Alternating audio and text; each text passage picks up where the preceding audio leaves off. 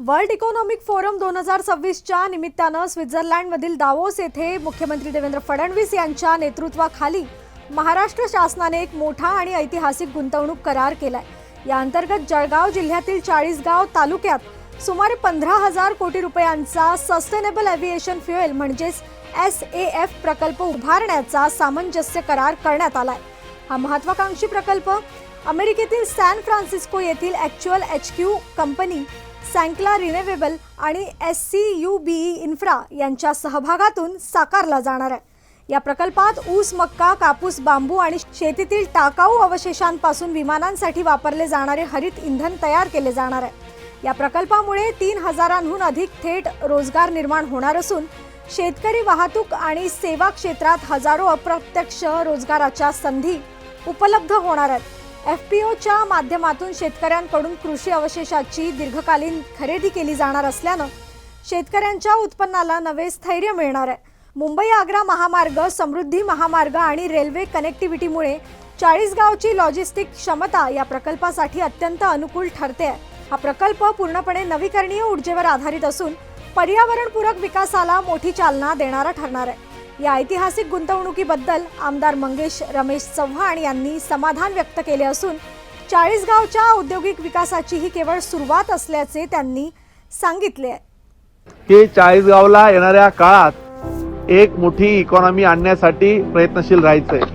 आज आर्थिक राजधानीमध्ये world economic forum मध्ये 40गावचं नाव आज इथं लिहिलं जातंय की आज या दावोस मध्ये जर सगळ्यात मोठा जर गाजावाजा कोणाचा असेल, भारताच्या या मुख्यमंत्र्यांपैकी एक मुख्यमंत्री देवेंद्रजी फडणवीस आज या दावोस मध्ये चारही बाजूने त्यांचं नाव घुमताना दिसतंय की 40गाव मध्ये एवढे मोठे प्रकल्प येतील की कितीवर किती शून्य जर म्हटलं तर बऱ्याच लोकांचं गणित चुकेल। नमस्कार, खरं तर मी आज आहे जे इंडियाचं आज नाव दिसतंय, भारताचं नाव दिसतंय, तो भारताचा स्वाभिमानाचा झेंडा फडकताना दिसतोय। हा झेंडा फडकतोय दावोस येथे वर्ल्ड इकॉनॉमिक फोरमच्या इंडियाच्या पॅव्हिलियनचा। खरं तर मोदींच्या नेतृत्वाखाली देश प्रगती करतोय आणि आज या दावोस मध्ये स्वित्झर्लंड मध्ये जगभरातील मोठमोठ्या कंपनीज, CEOs, फायनान्सर्स, बँकर्स यासोबत अगदी राष्ट्राचे अध्यक्ष पुतीन पासून तर सगळे डोनाल्ड ट्रम्प पासून तर बरीचशी लोक या दावोसच्या त्या कॉन्फरन्स मध्ये सहभागी झाले। आणि विशेष आनंद या गोष्टीचा आहे की आज या दावोस मध्ये जर सगळ्यात मोठा जर गाजावाजा कोणाचा असेल, भारताच्या या मुख्यमंत्र्यांपैकी एक मुख्यमंत्री देवेंद्रजी फडणवीस आज या दावोस मध्ये चारही बाजूने त्यांचं नाव घुमताना दिसतंय की महाराष्ट्रामध्ये एवढ्या ट्रिलियन इकॉनॉमीची आपल्याला गरज आहे। हे ज्यावेळेस आपण शब्द ऐकायचो त्यावेळेस बऱ्याच लोकांना ते हसं वाटायचं, पण त्या वस्तुस्थितीला धरून ती स्वप्न जी देवेंद्रजींनी पाहिली, खरं तर इथं आल्यानंतर ते लक्षात आलं की महाराष्ट्रासाठी महाराष्ट्राचे मुख्यमंत्री काय काम करतायत। आज त्यांच्या नेतृत्वाखाली तिसऱ्या दिवशी अनेक MOU साईन झाले। त्यातला जर विशेष जर मला आनंद अजून असेल तर 40गाव साठी 15,000 कोटीचा MOU देवेंद्रजींच्या नेतृत्वाखाली साईन झाला। खरं तर मी 40गाव विधानसभेचा आमदार म्हणून या गोष्टीचा आनंद आहे की ज्या मातीतल्या लोकांनी मला तिथलं नेतृत्व करण्याची संधी दिली, सेवा करण्याची संधी दिली, खरं तर त्या लोकांची सेवा कामाच्या माध्यमातून करावी। दावोसला जाऊन कुणी आमदार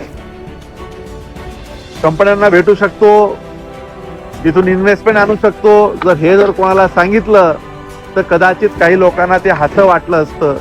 परंतु आज 40गाव साठी सस्टेनेबल एव्हिएशन फ्युएल म्हणजे शेतकऱ्यांचा ऊस असेल, कापूस असेल, मका असेल किंवा बांबू असेल यापासून एव्हिएशन फ्युएल तयार करण्याची कंपनी सॅन फ्रान्सिस्को या कंपनीचा सोबत आज इथं देवेंद्रजींच्या नेतृत्वाखाली एमओयू झाला.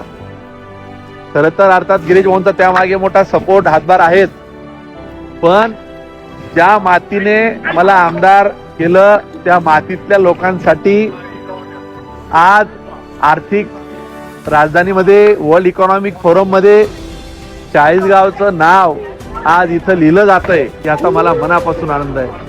खरं तर या चाळीसगावकरांनी माझ्यावर विश्वास ठेवलाय, त्या विश्वासाला पात्र राहण्याचा प्रयत्न कायम मागेही करत राहिलोय, आजही आहे आणि उद्याही आहे.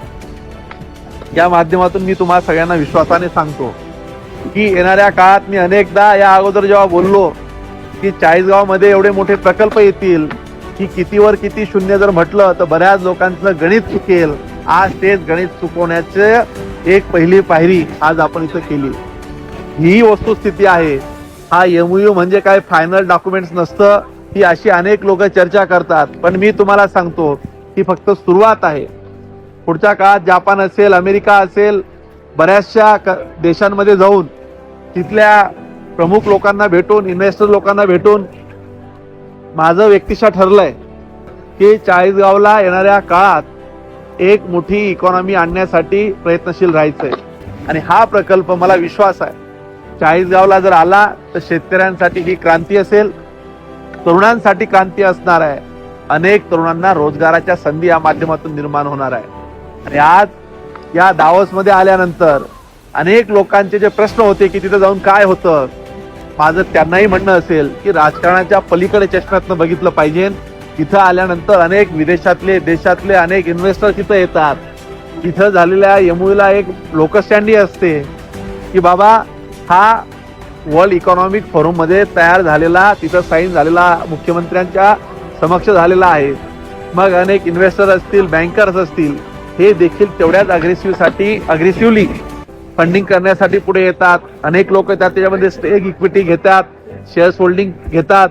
निश्चित याचा फायदा हा त्या कंपन्यांना देखील होत असतो. पुन्हा एकदा ज्या चाळीसगावकरांनी मला विश्वासाने विधानसभेत पाठवलं, आज तुमचा आमदार या इतक्या लांब येऊन चाळीसगावचं नाव आज इथं लिहिलं जातं याचा मनापासून आनंद आहे.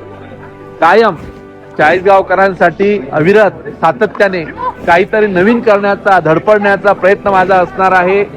मला तुमच्या सगळ्यांच्या सदिच्छा आशीर्वाद आहेतच, पण आज मनापासून एक आत्मिक समाधान असं आहे की ज्या मातीने आपल्याला एवढं प्रेम दिलंय त्या मातीचं नाव आज स्वित्झर्लंड सारख्या आज दावोस इथे येऊन त्याचं नाव आज लिहिलं जातंय. तो एमओयू साईन होतोय.